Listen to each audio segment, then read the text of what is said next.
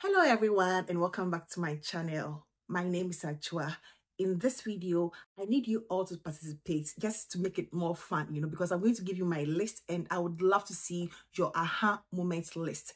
Aha moment is a period of discovery. It's a term used in sociology to just define a moment where you discover something or you sort of confirm something. And for me, I'm using this term in terms of my the moment where I really got struck by a fragrance from a particular house that made me want to explore the house the more. Sometimes you could have like fragrances from a particular house, but nothing really strikes you, until you get one which really speaks to you and go like, oh, this thing is here. I need to explore this house further. So it's going to be the aha moment, those moments of realization that, something dawned on you that you liked a particular house. I have 13 or 12 houses in this particular list, Middle Eastern, and I'm going to start off with Fragrance World. It is a house that has been very popular across Africa. I know it's very popular across Africa. I get a lot of people saying they don't get it, in places like Australia and elsewhere. But it's quite popular in Ghana, Nigeria, across West Africa, I believe. And Fragrance World has a lot of fragrances, but the one that really gave me that aha moment that I need to explore the house more was Berry's Weekend. Berry's Weekend has always been that, pretty girl, flirty, girly, a bit juvenile, but not, overly juvenile, sort of, berries and sugary and vanilla. I think it has some fruits, very pleasant. It sort of opened my eye to Fragrance World. And then I got Dolores, so many other fragrances, as a result of getting Berry's Weekend. I think before Berry's Weekend, I had picked a few of them from the house, but nothing really struck me until Berry's Weekend. When it comes to Fragrance World, I had like two of those aha moments. The second one was from Shalina Exclusive, their interpretation of Shalina Exclusive. When I smelled that, it smelled smells heavenly to me. I had not tried Delina at the time when I got Shalina Exclusive. It was new to me with the lychee rose, rhubarb sort of thing. It smelled so divine, feminine, ultra, feminine to me. And it was those moments when I sort of solidified my love for Fragrance World. So for my aha moments with Fragrance World, I would say it is going to be Berry's Weekend and then Shalina Exclusive. I think the most recent aha moment I have had with Fragrance World is going to be Liquid Brand, from their FA Paris. I didn't even tell it. Okay, I'm going to do FA Paris separately. So, but it's like under the same umbrella. But Shalina Exclusive and then first Berry's Weekend and then Shalina Exclusive were chef kiss. They are still chef kiss. I have finished my bottle of Shalina Exclusive, and I've moved on, but I'll still highly recommend Shalina Exclusive and then Weekend's Berry by Fragrance World. The next house that I have is going to be from Ad Azafran.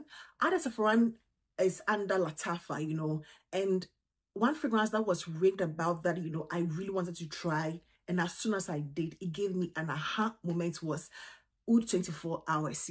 I really wanted a Tom Ford, Black Orchid dupe at that point. I really wanted it, because I loved the OG, but I didn't have the money for the OG and I wanted it. And I got around Oud 24 Hours by Azafran.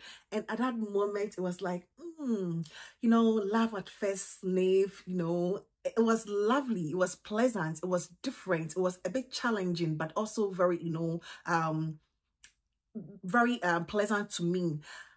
But unfortunately, over the last couple of years that I've had Ad Azafran's 24 Hours, I stopped loving that fragrance, I stopped loving it, although it gave me that aha moment that I need to explore the house Ad Azafran. At that point, I was mesmerized by the fragrance, but moving forward, testing so many other things, I sort of lost a little bit of love for Oud 24 Hours. I think I have either decluttered or it's in my declutter pile, so yeah, it's unfortunate, but Oud 24 Hours gave me that aha moment, for me to explore Ad Azafran. When it comes to house Maison Alhambra, it was Kismet Angel. I had several fragrances, from Maison Alhambra before Kismet Angel, but that particular one gave me, those very sexy. It was like my sexy girl era, and that solidified it for me, you know. It is now Kismet Magic, you know, no longer Kismet Angel, but Kismet Magic on the market. And Kismet Magic is phenomenal. Till this day, it's one of the best interpretations of angel shade that I have come across. I would say it is simply the best, you know, dupe for angel shade that I know. It is beautiful. It gave me that, you know, aha moment. I had tested angel shade before testing that. And as soon as I tested Kismet Angel, I knew exactly, you know, what I was in for. Very beautiful, spicy, boozy, vanilla, you know, honey, apple pie nuanced, very deliciously made, and I love it. So Kismet Angel for me was my aha moment with Alhambra. The next house I want to talk about is Paris Corner, and under that umbrella there are so many that gave me aha moments, you know. Honestly, Paris Corner wasn't a fragrance, like a fragrance house I was really rooting for a long time. I got a few of their fragrances, but they were okay to me until late December last year, early January, you know, I started exploring more. But the one that gave me my most aha moment was December Vanilla. It gave me the biggest aha moment. I was like, okay, Paris Corner, I need to take you more seriously. And after that, I've had several fragrances from Fragrance, but I think from Paris Corner, I think it is the house that I have bought the most fragrances from, you know, in 2024. December Vanilla is a very heavy patchouli, creme brulee, vanilla, rambuzy scent, quite complicated, also very dense and sultry. It is one of the best. I fell in love with that fragrance instantly, and I think I'm going to have that fragrance in my collection forever. I cherish it. That scent, you know, different, sultry, grown, matured, yet also, you know, elegant and polished in a very dressy way. I dream about December Vanilla always. I dream about it, you know. If I don't wear it for a couple of, you know, weeks, something just asks me, you know, tells me to at least go and put it on my hand and smell it. I dream about December Vanilla always.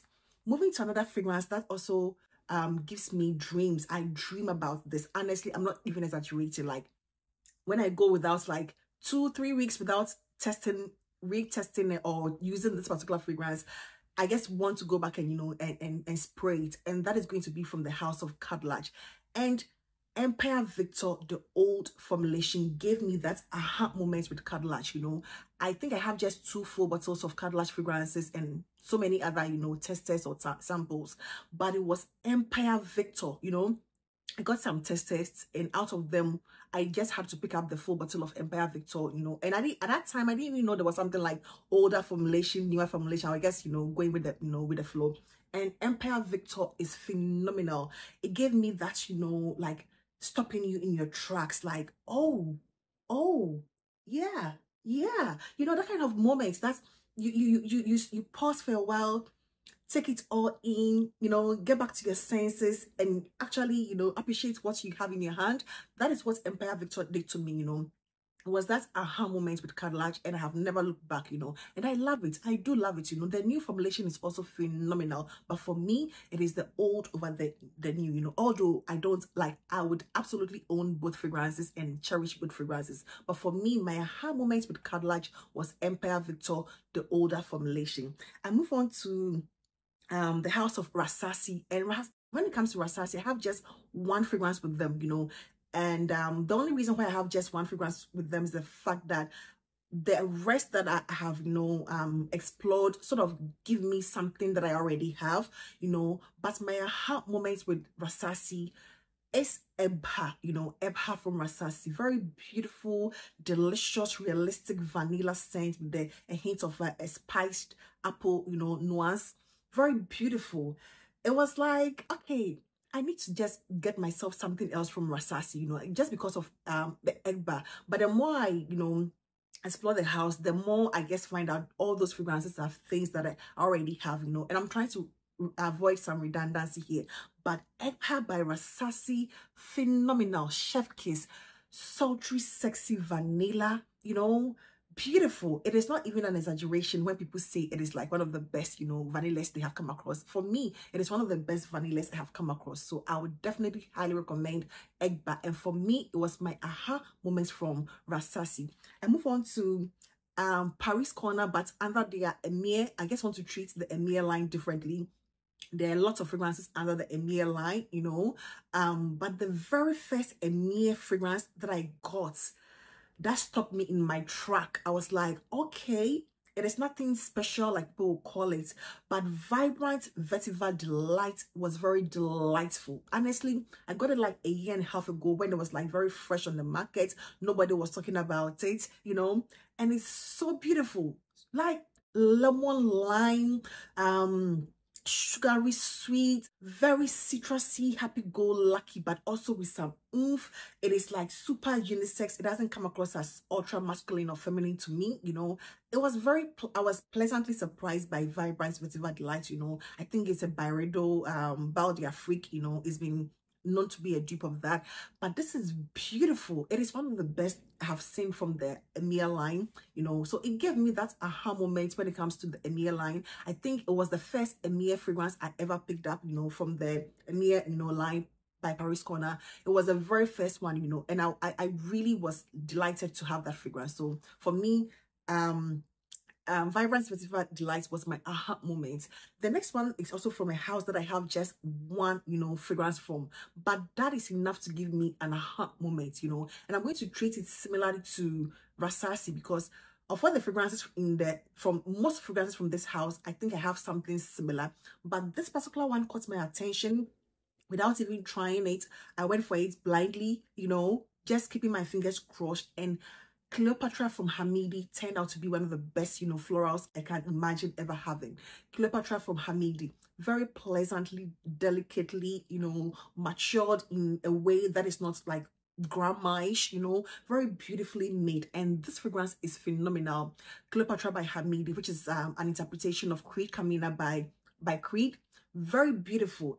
I was like, okay, yeah, I can explore this house more, you know. But the more I researched about the house with the fragrances that, you know, I've been interested in, they all seem like, you know, fragrance DNAs I already have in my collection, and that is the reason why I have not added anything. But I'm definitely going to be looking out more for Hamidi fragrances, you know. Exceptional, phenomenal. Hamidi Cleopatra gave me that aha moment, you know, and I'm not looking back. The next house on this list is going to be Arabian. I think I have just 3 fragrances from Arabian, but the one that gave me that moment was the very first one I bought, and that is Junoon Noir. Junoon Noir with the kumquat, that powdery vanilla aha moment, you know. Those moments you go like, oh, so this is what I've been missing for all this while. Why didn't I try this like so much earlier? You know, those are the questions you ask yourself when you get to that aha realization, like, why didn't I try this like all this while, you know?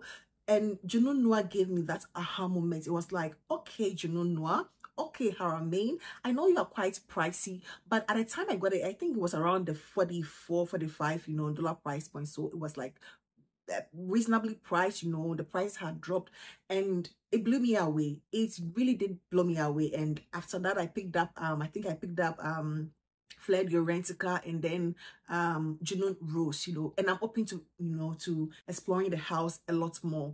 The next house is going to be Watani, and this house, I really underestimated them. Anytime I saw something from them, I would just, you know, brush, you know, them aside and go to something else. Go to something else, you know, like the Latafis. And that is going to be the next house I'm going to talk about. And at Watani, it was a moment of realization when I tried Watani Intense Gold. It was a blind buy. I read about it, but I didn't know much about it, you know, because there was nothing, there was no literature, nothing about it, you know, just the note structure, and I decided to go with it. And as soon as I tried it, it reminded me of Oud Al Layal, but totally different, you know, now, like over almost 2 years now, and it's taking a different direction altogether, you know, like a very rich, fruity scent with the Middle Eastern twist, you know, quite hard to describe because it's a very oriental type, you know, fruity fragrance, but also very dense and rich and intense.